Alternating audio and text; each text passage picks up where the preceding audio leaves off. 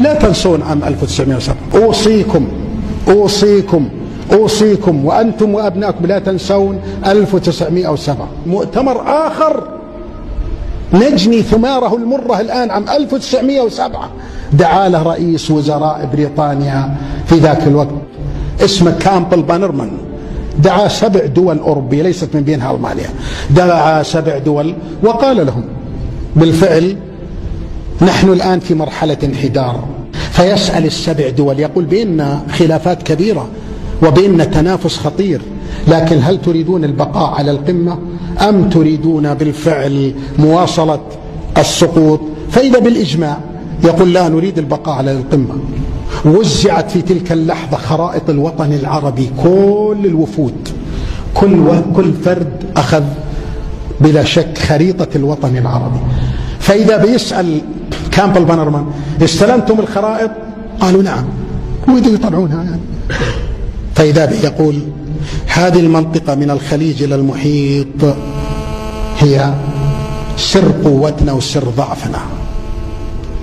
هذه المنطقة الآن منطقة ضعيفة مهلهلة جاهلة متشرذمة، يتقاتلون على قطرة ماء، لكنهم يمتلكون كل مقومات النهضة، يمتلكون ما لا نمتلك.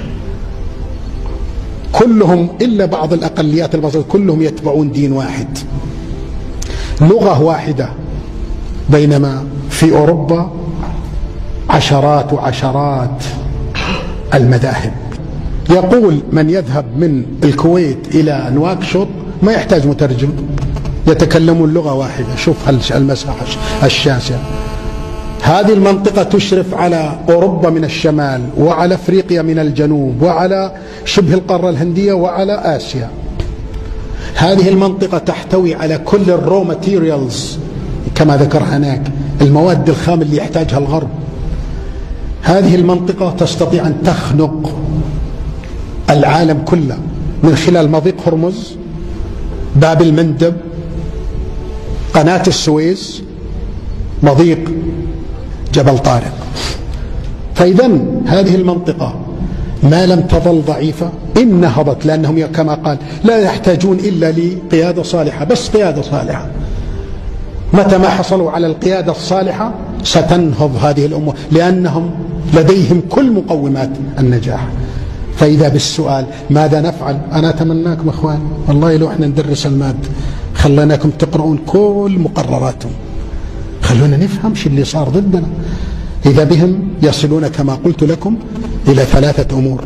يقولون يجب زرع جسم غريب يفصل المشرق العربي عن المغرب العربي. ما سموه إسرائيل، الأوراق عندي ما قالوا إسرائيل، بالإنجليزي وبالعربي، لكن ما قالوا جسم غريب.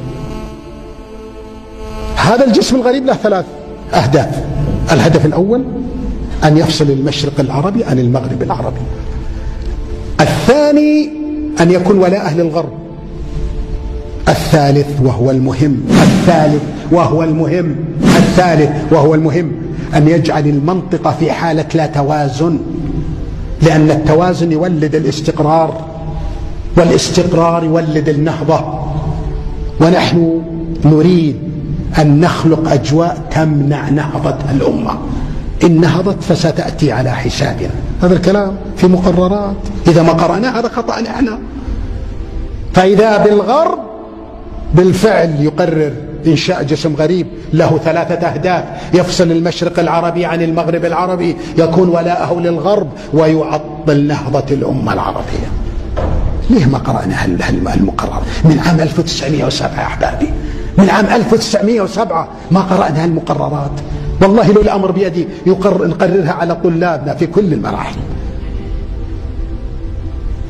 نحن إلى اللحظة هذه ما عرفنا عن هذاك المؤتمر، بينما الذي عرف عنه اليهود. فإذا باليهود بقيادة حايم وايزمان يذهبون إلى بريطانيا أم الخبائث وإلى ألمانيا وإلى كل الدول. وأول ما ذهبوا طبعا للخلافة التركية، لكن منعهم طبعا الخليفة عبد الحميد السلطان. فإذا بهم يقولون قرأنا المقررات، إيش رأيكم إحنا نكون الجسم الغريب؟